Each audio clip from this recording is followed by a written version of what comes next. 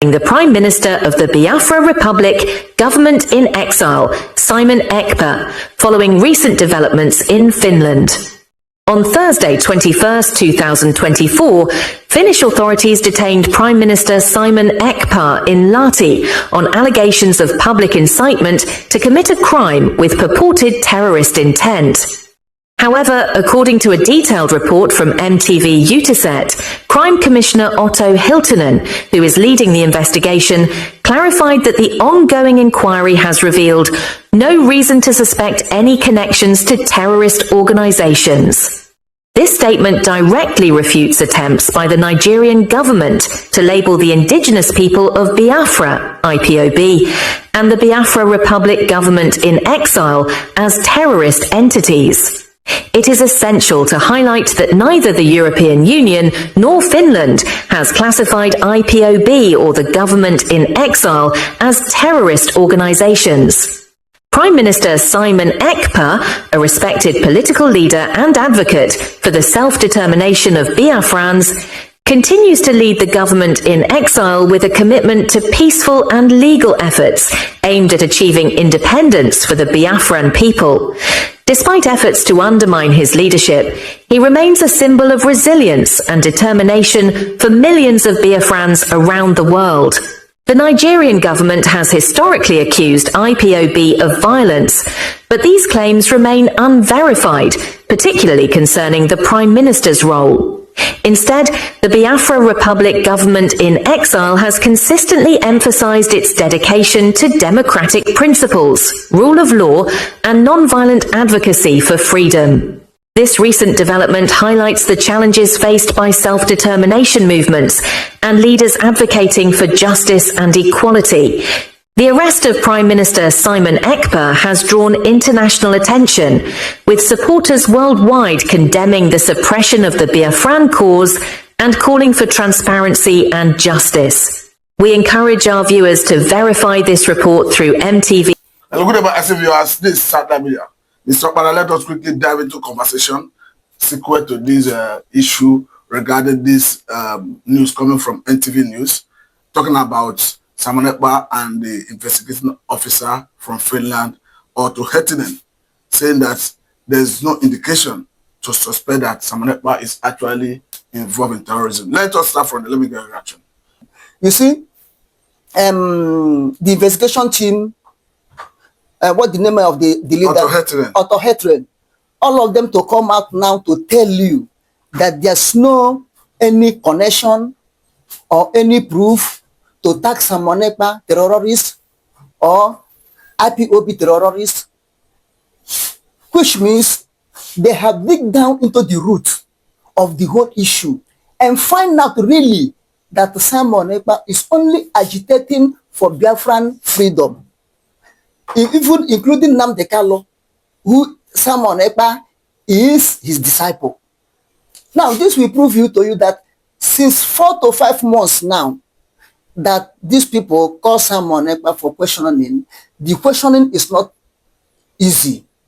It's a hard questioning.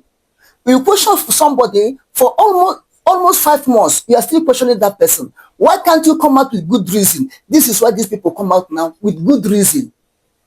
To tell the whole world that they themselves that handle Simon Ekpa case in Finland because Simon Ekpa is their citizen. Simon Ekpa is not guilty. Simon Ekpa, Biafra government in exile, IPOB autopilot, they are not terrorist group. But if I may ask, could that be the reason, even after his reported arrest, people still gathered in Lahti, Finland to do the Biafra declaration under the watchful eye of international media? Could that be the reason they were still bold to gather in spite of this reported arrest? You see, it's good that whenever you are doing something, let your hand be clean. Whenever you are doing something genuine. Whenever you are doing something, stand on the truth. Because these Biafrans that gathered in Finland, including Biafran lobbyists, the Americans and other people from all over the world, knew already. The Spirit of God in them convinced them already that they are on the right side. They are on the right track. They are on the right way. They are doing the thing that is supposed to do, to be done. Now, if you look at it, Simon Ekpa himself is a lawyer. Simon Ekpa himself once was a military in Finland army, a retired colonel. And he knew much of the law. He read international law and he had been in government. He's a politician in Finland. Before Biafran agitation, because of Biafran agitation, he stepped aside a bit. So he knew the implication where he will step leg and become and be found wanting. And he knew the boundary where he will stop, then will be free, will be sinless.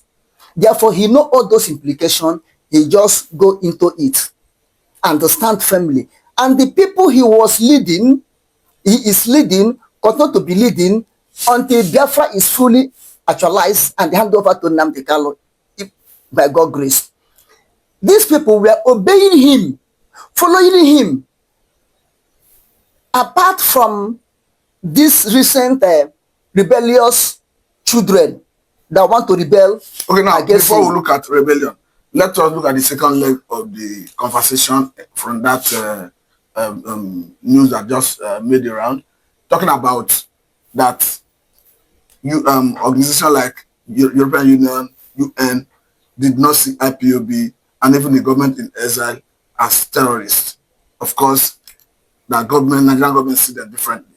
What is your take on that? You see, this is what I said yesterday, that United Nations saying Nnamdi Kanu, Simon Ekpa to be released without action is just like a sympathy without release, without relief.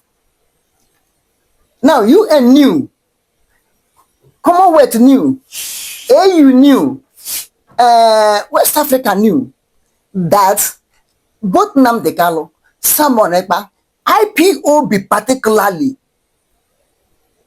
are not terrorist group. They are not causing any harm. They are working according to international charter. And if you watch, IPOB have already registered in United Nations as peaceful agitation group for the restoration of Biafra. And now, but they keep silent watching to know the reaction of IPOB, to know the reaction of Nnamdi Kanu, to know the reaction of Simon Ekpa, to know the reaction of autopilot, to know the reaction of Biafran government in exile. They keep silent watching. No, they don't know what is right to do. Or do they against agitation for Biafra restoration? But they keep silent watching to know the movement.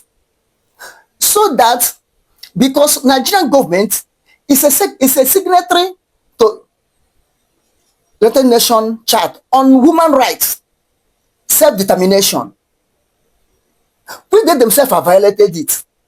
And Nigeria, the whole world look at Nigeria as a giant of Africa, where they are trying to prove now that they are ant in Africa, which is too bad. Giant to ant is too bad. It's not a good merit to Nigeria. Okay, now I'm coming. So, international committee, this is why they did not rush to proscribe or try to proscribe or did not want to proscribe IPOB as terrorists, because they knew that IPOB know what they are doing. Nnamdi Kanu, Simon Ekpa know what they are doing. They knew. But they want to bring it to final conviction to Nigeria that have already proscribed IPOB terrorist, Nnamdi Kanu terrorist group, Simon Ekpa a criminal, Simon Ekpa terrorist group. They want to bring it to the lowest stamp to Nigeria government. Even where a blind man can see and a deaf man can hear and the dumb man can speak, that IPOB is not a terrorist. That's why they want. There's an angle I wanted to bring in, because currently we understand that even Fulani militaries in Nigeria have been designated as terrorists by Global Terrorist Index. And in Nigeria, they are not seen as such. What do you think could necessitate that? Now, if you come to this issue, this is vice versa. This is to tell you, as Nnamdi Kanu have told Nigeria judiciary that you don't know law, even your constitution don't know it. This will prove to you that really Nigeria don't know what they are doing. If you can, international body you belong to, tag these people already call these people, give them position, fought in the whole world. And the Nigerian government said they are not. But the people that the international community, United Nations and others said they are not terrorists, you tag them terrorists and start killing them in the name of terrorists. This will show you that Nigeria don't know what they are doing. Even Nigeria don't regard their signatory in United Nations on this issue. And this will tell you also that Mianti Allah or Fulani herdsmen or Boko Haram are the real Nigerians. This is when Nigeria see their own people, their own men, that what they are doing, that is not evil. They don't like them terrorists. And they have seen IPOB as non-Nigerian. Because as they speak, in the face of Nigeria, IPOB is a terrorist, and Fulani military that is seen as terrorists by global terrorism desk is not terrorists in Nigeria. Yes, this is what I'm telling you. Because they have feel that Fulani, Mianti, jihadist footmen or others are part of them. They want to use, they are using people to grab the land for Nigeria.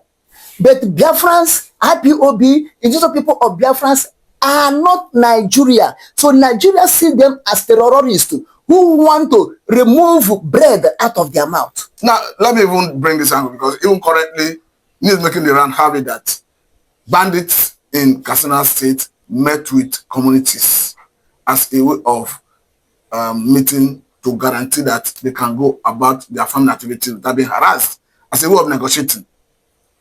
And this is not the first time we have seen such. We saw such in I think in Kaduna before. Even the former governor of Kaduna State, talking about Erufai, claimed that he, at a point he paid bandits money to stop killing people.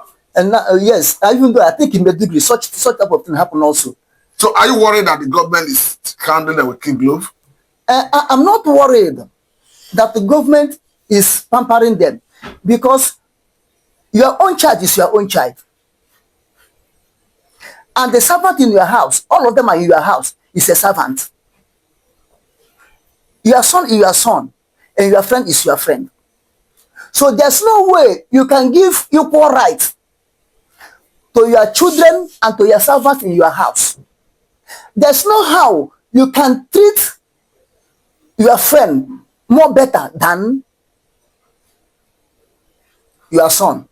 So bandit, call them bandits, call them Boko Haram, call them Fulani herdsmen, call them Ashwab, call them Eshabai, call them Al-Qaeda, call them Hamas. As far as they are in Nigeria, they are the children of government.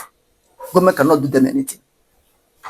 But indigenous people of Biafra, IPOB, in wherever you are in Nigeria, they saw you as a terror, because only your presence. Are you saying they are endangered species in Nigeria? I'm telling you honestly, there are more than dangerous species in Nigeria. They are unwanted elements, unwanted people, unwanted society, unwanted ethnic group, unwanted human being in Nigeria. But we have people from the south east part of the country who, of course, are members of National Assembly, who are governors, who are ministers. Do you still think they will share this your view? They may not share my view, because they are OES members. They are bench warmers. Tell me how many motions have they raised in that National Assembly. Tell me the impact they have made both to the Nigeria and to Biafra. Tell me the good impact. The other time they were talking about state creation, Benjamin Kalu was able to influence at least about 2 or 3 or 4 states to come to the eastern part of the country. 2 or 3, 4 states to come to the part eastern of the country. Where the people you want to give state, who would occupy that state? You were there in your watchful eye. They are killing them. They are killing them. Nigerian army killing them. Nigerian security agent killing them. Nyanti Allah killing them. Boko Haram killing them. And you did not talk, but you want them to have a state. Who are going to occupy that state? Are you creating the state for trees, for forests, or for human being? But let me bring this to your attention, because someone like Governor Oti of Abia State, people are judging him as a standing governor, as somebody who is doing excellently well. Do you see criticism? LS Oti is a lily in the mud. is a lily in the mud. He splink up in the mud and be clean. So that's a true Biafran. That's a true Biafran. And if so he's serving under Nigerian system. He's serving under Nigerian system on a going point. Do you think gun is on his head? Yes, gun is on his head. Who plays the gun? Why I said gun is on the head? The entire Biafra he belonged to were in Nigeria on a going point. Then he himself is in Nigeria on a going point. Or that is why you see his election, so-called Nigerian election. His election is not selected. In Nigeria, we have selection, not election. So he's not selected. He was elected by his people, by Biafran people. And this is why he's working for Biafran people. Okay, since 1999, that this current Third Republic of Biafra, Third Republic of Nigeria were instituted. Have you seen any state that forge ahead like Abia State? How many months now? How many years now? I think it's getting only 2 years now. But Abia State, the only state now you can take to compile Abia State in Nigeria is Lagos and Abuja. It's only Lagos and Abuja. LSOT have proved that he is a lily in the mud, but without dirty, without any stain. Because why? It was people's choice. Nobody imposed LSOT to Biafrans. We are known today as Abia State in that area. Are you from Abia State? I am from Imo State. Okay. Imo and Abia are brother. Imo born Abia. As Anambra born Imo. Then Imo born Abia. Okay. That's what I'm saying. So, if you look at LSOT, even recently there was a film I'm watching on Abaribe back there that hosted in Abia State, where LSOT make a comment that Biafra is not for Namdekal only. Biafra is not for Simon Ekpa only. Biafra is for every Biafrans, every people. No one is bigger than Biafra, of course. Is that what he said? Where he said that no one is bigger than Biafra. He is the only man that come out and said something, or directly or indirectly recognizing Biafra. He said Biafra is for all, including himself, including Abari Benine, including Ojo Sokalo, including Rogers, including Itazo, Theodoji, including Hakim. Why are you citing them one after the other? I'm calling you. Yes, I'm calling you the politician that from Biafra land. You said that they are representing Biafrans in National Assembly of Nigeria. If they are there working for Biafra, they can vote the motion. They can vote the motion or speak directly or indirectly like a LSOT. But all of them were there silent, watching the killing, watching the destruction. Biafra include, but a good number of people blame Gowon, who of course after the war said no victor, no vanquish, and came up with 3R, talking about reconstruction, reconciliation, and integration. But so many years after the war, Gowon did not do anything to do that. And after the war, Igbos, Biafrans were given £20, irrespective of whatever amount they had in the bank. And people have blamed Gowon for this problem. You still blame him? I still blame Gowon until he enter grave. I still blame Gowon, even in heaven. If there's something like blaming in heaven, if I'm in heaven, by God's grace, I will be there. Although Bible, Jesus have said that anything definite, anything that is not pure cannot enter heaven. But peradventure, are you judging Gowon?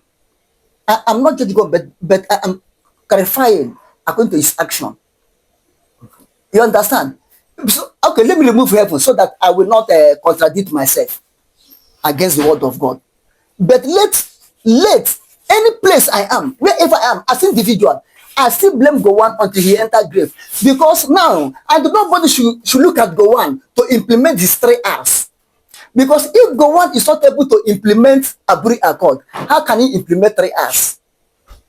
3 R's is almost indirectly Aburi Accord also. Because reconciliation, reconstruction, reintegration or rehabilitation, we still lie under structuring adjustment to make these people better. So if you refuse Aburi Accord that will make these people better, make the whole Nigeria better, is this one that you will do? Okay, even that 3 R's, reconstruction, reintegration, and the other ones, the one don't know the meaning. That I feel that word was given to him by Zeke. But of course, they would have explained to him. Because the likes of Ojukwu were still alive to let him know the meaning. Ojukwu wasn't there at that time. No, after the war, of course, Ojukwu lived for a long time before he died. When Ojukwu returned, the one had already out of power. The one was pushed out of power 1975. So do you see blame people that took over for him that they didn't follow through to implement those 3 R's? I say up to now, all of them were the same caucus. All of them vow. You know what 3 R is not implemented. After they succeeded clean Ironsi and do whatever they did against Biafrans, all of them sit down and take oath that Igbo will never rule Nigeria again. Yeah, this one is speculating, but I don't think you have evidence. Okay, this one is speculating. What is the meaning of Naira? I wouldn't know. You don't know, but I know it. Let me tell you. What you want to say is speculative as well. Speculative, whether you like it or not, that's the truth. Because nobody are proving it. Whether you believe it or not, that is truth. I know what you want to say, but it's speculative. Naira, N, never. I, Igbo, rule, R, rule, A, Nigeria again. Naira. Then Kobo is kill Ojukwu before others. K, kill Ojukwu. B, before O, others. But I think it's the way you choose to interpret it. Not the way I choose to interpret it. This is exactly all of them that were veteranists on Nigerian side took oath that you are still equally speculating. I am not speculating. No, it's not something you have a good authority. I'm not. Okay. Even excuse me, Shawore. There's a time Shawore makes a such comment on media. Shawore can still speculate. Shawore is not speculating. That is reality. Let us accept the truth. Okay. So wait, I'm coming. You mean actually Naira means never are not able to rule again. And you believe it? I believe it. And the Kobo is kill Ojukwu before others. And if you watch, it's difficult to believe if you watch this world, since Ojukwu died, don't you see the killing of Igbos more? Since the Ojukwu left this world, don't you see the killing of Igbos are more? Okay, let me say a bit thank you for your time. This is Nigerian so much.